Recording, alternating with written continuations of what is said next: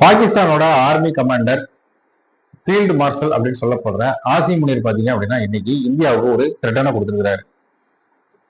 அணு ஆயுத அச்சுறுத்தலை கொடுத்திருக்கிறாரு. அவர் என்ன சொல்ல வராரு அப்படின்னு சொல்லி பாத்தீங்க அப்படின்னா, இந்தியாவுடனான எதிர்கால போர்ல பாகிஸ்தானோட மக்கள், இறையாண்மை, தேசிய அடையாளம் இதுக்கான அழிவு அப்படிங்கிறது ஏற்படக்கூடிய ஒரு சூழ்நிலை வந்துச்சு அப்படின்னா நாங்க இந்த பிராந்தியத்தையே அணு ஆயுதத்தால அழிச்சிருவோம் அப்படின்னு சொல்லி சொல்றாரு.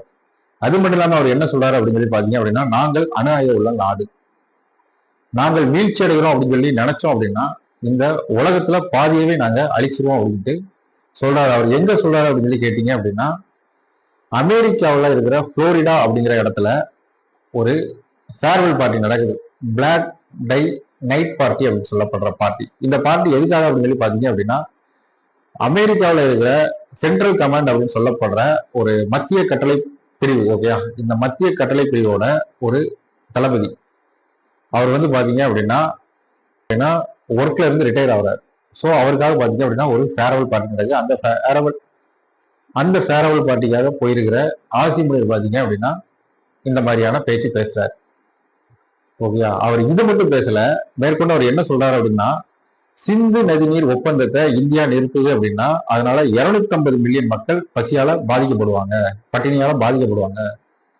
ஸோ இதுக்காக பாத்தீங்க அப்படின்னா இந்தியா ஒரு அணை கட்டுற வரையும் நாங்க வெயிட் பண்ணுவோம். ஒரு அணையை கட்டி முடிச்சதுக்கப்புறம் பாத்தீங்க அப்படின்னா 10 ஏவுகணையை வச்சு நாங்க அந்த அணையை அழிச்சிருவோம் அப்படின்னு சொல்லி சொல்றாரு.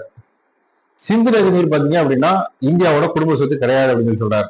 நாங்கள் அணு ஆயுத நாடு, எங்களிடம் ஏவுகணைகள் ஏராளம் அப்படின்னு சொல்லி சொல்றாரு. அது மட்டும் இல்லாம கடவுளுக்கே புகாரா அப்படின்னு சொல்லி அந்த டாபிக்கை பேசி முடிச்சிட்டாரு. ஒரு 2 மந்த்துக்கு முன்னாடி பாத்தீங்க அப்படின்னா சிந்தூர் ஆபரேஷன் ஒரு ஆபரேஷன் நடந்துச்சு.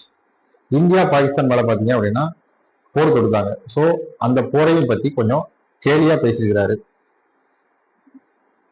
இவர் இத்தனையும் பேசினது எங்க அப்படின்னு சொல்லி கேட்டீங்க அப்படின்னா அமெரிக்காவில் அத்தனை அதிகாரிகள் முன்னிலையிலையும் பாத்தீங்க அப்படின்னா இந்தியா மேல அணு ஆயுத அச்சுறுத்தலை இவர் கொடுத்திருக்கிறார், அணு ஆயுத மிரட்டலை இவர் கொடுத்திருக்கிறார்.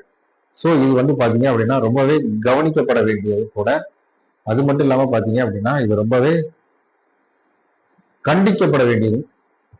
இதுக்கு இந்தியா சைட்ல இருந்து தக்க பதிலடி கொடுக்கணும் அப்படிங்கிறதுக்காக இந்தியாவோட வெளியுறவுத்துறை அமைச்சகம் பாத்தீங்க அப்படின்னா இந்தியாவோட வெளியுறவுத்துறை அமைச்சகத்தோட செய்தி தொடர்பாளர் ரந்தீப் ஜெய்ஸ்வால் அப்படிங்கிறவர் வந்து பாத்தீங்க அப்படின்னா இதுக்கு பேசுகிறார். வழக்கம் போல இது வந்து பாத்தீங்க அப்படின்னா ஒரு அணு ஆயுத மிரட்டல், இவங்க இந்த மாதிரி பேசுறது இவங்களுக்கு ஒரு வழக்கமான ஒரு வாடிக்கையா போச்சு அப்படின்னு சொல்லி சொல்றாரு. அது மட்டும் இல்லாம பாத்தீங்க அப்படின்னா அணு ஆயுத மிரட்டலை வச்சு இந்தியாவை ஒருபோதும் அடிபணிய வைக்க முடியாது, அணு ஆயுத மிரட்டலுக்கு இந்தியா ஒருபோதும் அடிபணியாது அப்படிங்கிறதையும் சொல்லிட்டு நாட்டின் தேசிய நலனை, நாட்டின் தேசிய பாதுகாப்பை உறுதி செய்ய தக்க நடவடிக்கை எடுக்கப்படும் அப்படின்னு சொல்லி அவர் பேசி முடிச்சிட்டாரு. இப்போது இந்த டாபிக் தான் பாத்தீங்க அப்படின்னா சோசியல் மீடியால ரொம்பவே வைரலா போய்கிட்டு இருக்கு. ஸோ இதனால இதை பத்தி பேசணும் அப்படின்னு நினைச்சேன். ஸோ அதனாலதான் இந்த வீடியோ மேக் பண்ணேன். நெக்ஸ்ட் வீடியோல பாக்குறேன். பாய்.